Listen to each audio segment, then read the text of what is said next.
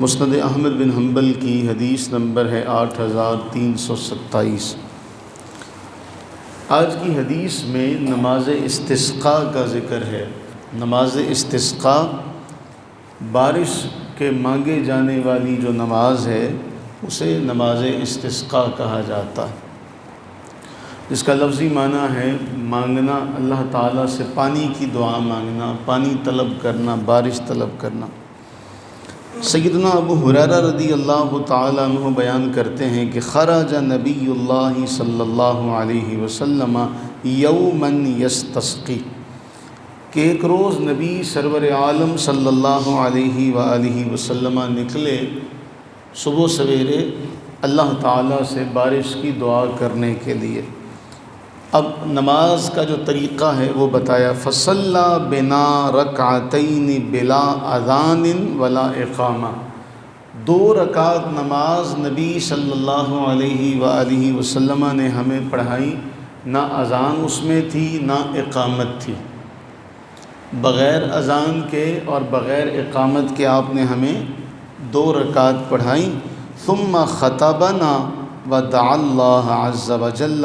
پھر ہمیں خطبہ ارشاد فرمایا اور اس کے بعد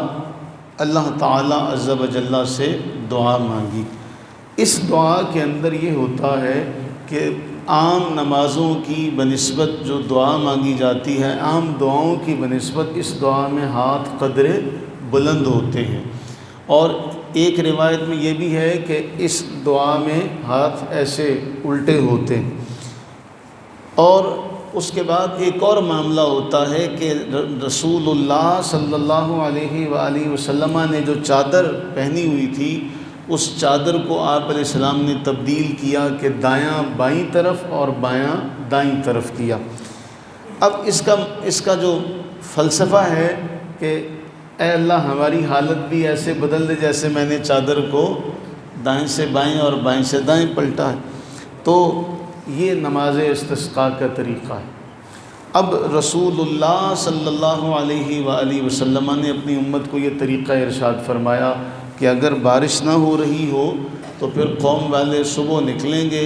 کھلے میدان میں، اور 2 رکعت نماز، اس میں بلند آواز سے قرات کی جائے گی، بغیر اذان اور اقامت کے یہ 2 رکعت نماز پڑھی جائے گی۔ اس کے بعد خطبہ ہوگا، اللہ سے دعا مانگی جائے گی، اس دعا کے یہ انداز ہوں گے، اور اس کے بعد جو چادر ہوگی اس کو ایسے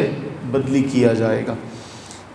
رسول اللہ صلی اللہ علیہ وآلہ وسلم کی اپنی ذات مبارکہ سے جب سوال کیا گیا، امام بخاری رحمہ اللہ نے پورا ایک باب باندھا نماز استسقاء کے حوالے سے۔ اس میں یہ ملتا ہے کہ رسول اللہ صلی اللہ علیہ وآلہ وسلم خطبہ ارشاد فرما رہے تھے، اس دوران کوئی شخص کھڑا ہوتا ہے، کھڑا ہو کے عرض کرتا ہے، یا رسول اللہ صلی اللہ علیہ وسلم ہم ہلاک ہو گئے قحط سالی کی وجہ سے، آپ اللہ سے دعا مانگیں اللہ تعالی ہم پر بارش نازل فرمائے۔ روایات میں یہ الفاظ ہیں کہ رسول اللہ صلی اللہ علیہ وسلم کے اس زمانہ مقدسہ میں کھجور کی چھت ہے، کھجور کے پتوں کی چھت ہے، اور رسول اللہ علیہ السلام ممبر پر بیٹھے ہیں، بارش کی دعا مانگی گئی۔ نبی سرور عالم صلی اللہ علیہ وآلہ وسلم ابھی ممبر سے نیچے تشریف نہیں لائے تھے کہ آپ کی داڑھی مبارک سے پانی کے قطرے نیچے گر رہے تھے، یوں بارش اس قدر جلدی نازل ہوئی۔ اب دعائے رسول صلی اللہ علیہ وآلہ وسلم کے تحت یہ بارش ہوئی تھی، وہ بھی دن گزرا، اگلا بھی گزرا، اس سے اگلا بھی گزرا، اس سے اگلا بھی گزرا، حتیٰ کہ اگلا جمعہ آ گیا۔ 7 دن تک مسلسل بارش برستی رہی۔ جب اگلا دن جمعے کا آیا، رسول اللہ صلی اللہ علیہ وسلم دوبارہ ممبر پر جلوہ افروز ہوتے ہیں، پھر کوئی شخص کھڑا ہوتا ہے، یا رسول اللہ صلی اللہ علیہ وسلم اب تو راستے بھی ختم ہو گئے، اب تو راستے بھی مٹ گئے ہیں، دعا کریں۔ وہاں یہ الفاظ ملتے ہیں بخاری اور مسلم کے اندر کہ رسول اللہ صلی اللہ علیہ وآلہ وسلم نے دعا ارشاد فرمائی تھی، اے اللہ ہم پر نہ برسا، ہمارے اردا گرد برسا، ہم پر نہ برسا، ہمارے اردا گرد برسا، اور رسول اللہ صلی اللہ علیہ وسلم نے اپنی مبارک انگلی سے آسمان کی طرف اشارہ کر کے ایسے گول دائرہ بنایا، اور اس دائرہ بنانے کا اثر یہ ہوا کہ راوی بیان کرتے ہیں کہ مدینہ منورہ میں سورج نکلا ہوا تھا۔ مدینہ منورہ میں سورج، جب کوئی ہمیں باہر سے آ کر بتاتا تو کہتا باہر بارش ہو رہی ہے اور مدینہ میں سورج نکلا ہوا ہے، اور یوں تھا جیسے ایک تاج ہوتا ہے کہ آس پاس تو بادل تھے اور درمیان سے سورج تھا۔ ہم بھی اللہ تعالیٰ عز و جل سے دعا کرتے ہیں، ہمارے KPK میں گزشتہ روز بارش جو ہوئی سوات، گونیر اور باجوڑ میں، اس سے بڑی تعداد میں لوگوں کا جو جان مال ہے اس کا نقصان ہوا۔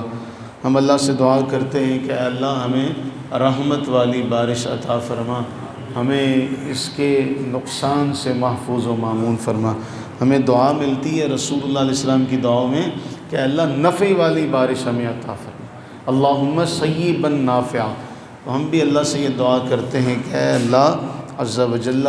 محبوب کریم علیہ السلام کی دعا کا صدقہ، اس دعا کی قبولیت کا صدقہ ہمیں عافیت والی رحمت والی بارش عطا فرما، ہمیں